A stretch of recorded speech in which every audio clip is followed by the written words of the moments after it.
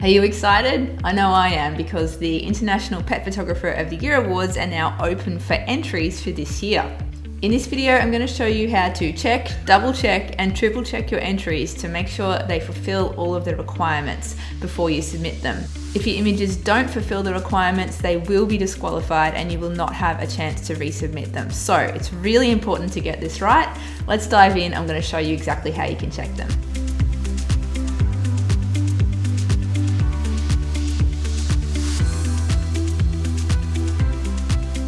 I'm Charlotte Reeves and you've tuned in to another editing toolbox video where we share one quick tip, trick or technique to help make your pet photography editing life easier. In this video, I'm going to show you how you can check your entries before you submit them to make sure they fulfill all the requirements that we've asked for. If first you'd like to find out how exactly to export your images so they're in the correct format, you can watch the video that Craig has done, so we'll link to that below.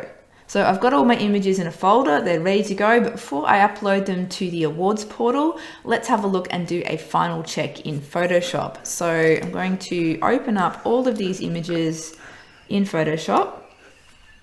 So let's have a look at this one first. So there's 4 criteria that you need to check before you upload your images. The first one of these is the document dimensions.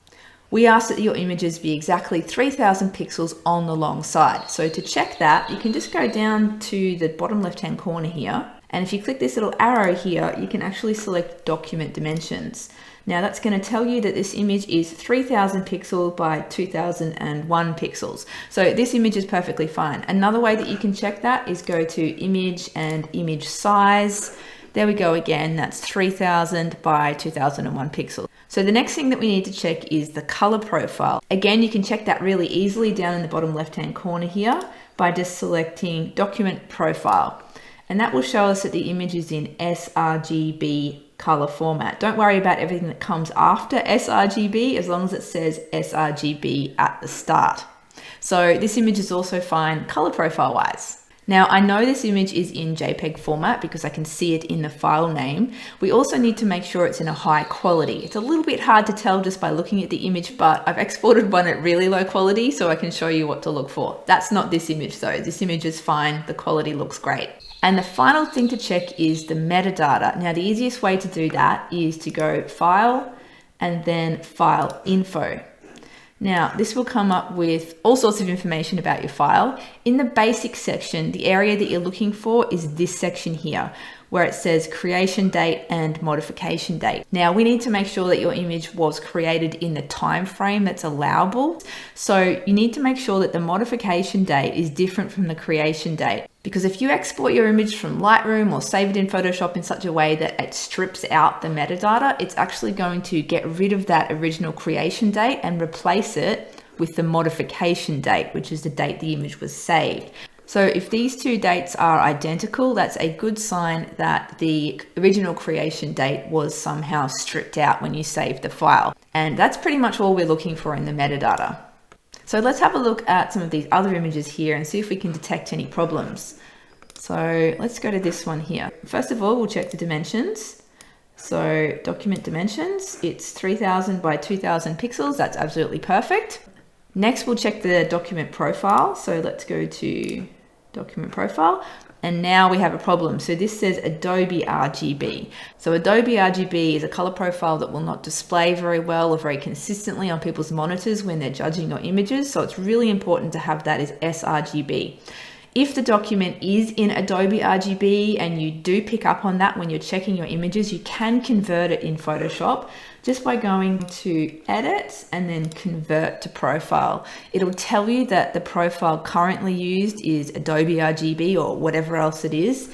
You just need to change the destination space to sRGB and then click OK. And that will then convert it to sRGB color profile. And now when we look down at the bottom left, we can see that's in sRGB color profile. So I can see this image is in a JPEG. It looks like a good quality. Final thing to check is the metadata. So let's go File and then File Info. And the creation date here is different from the modification date. So that indicates that creation date is the original creation date. It hasn't been overwritten or stripped out of the file. So we can go cancel. All right, let's look at a different image. So let's check the document dimensions. So this is 3000 pixels, so this one's perfectly fine. And then next we'll check the color profile, document profile, sRGB, yep, that's fine. I can see that it's a JPEG, the quality looks good. And finally, let's check the metadata on this one. So file info. Okay, so here you see the modification date and the creation date are exactly the same. This indicates that when the file has been saved or exported, the metadata has been stripped out, so that original creation date has been lost and replaced with the modification date instead. So this is a surefire sign that the creation date is not correct. So you would need to go back to the file you've exported this from and make sure you're selecting all the metadata when you save your awards entry image. Last image, let's have a look at this one here. So let's check. Document dimensions. Yep, that looks good. 3000 by 2000 pixels. Let's check the color mode or the document profile. sRGB, that's good. I can see that it's a JPEG, but I can also see that the quality is really bad. And what to look out for here, if we zoom in, see how you can see some really crazy sort of pixelation in the quality here. And also in the gradients here, you can see that there is posterization, which is sort of hard-edged boundaries in the gradients. So that's a dead giveaway that this image has been saved at a lower quality JPEG. So just have a good look around your image and make sure you're not seeing any quality issues there. Generally, we want you to save it as a JPEG 100 quality, so the highest quality JPEG that you possibly can. And finally, let's check the metadata here. So file info, and I can see that the creation date is different from the modification date, and it's within the allowable time period for submissions. So as a recap, basically there's 4 things you need to check here in Photoshop. The first one is the document dimensions. We need the image to be 3000 pixels on the longer side. It can be either 72 or 300 ppi. That doesn't matter. All we're looking at is the actual document dimensions. It also needs to be in sRGB color profile, and I've shown you how to convert that to sRGB if it isn't in that already. It needs to be saved as a JPEG in high quality. And finally, check that metadata. Make sure that creation date is there and that it's different from the modification date.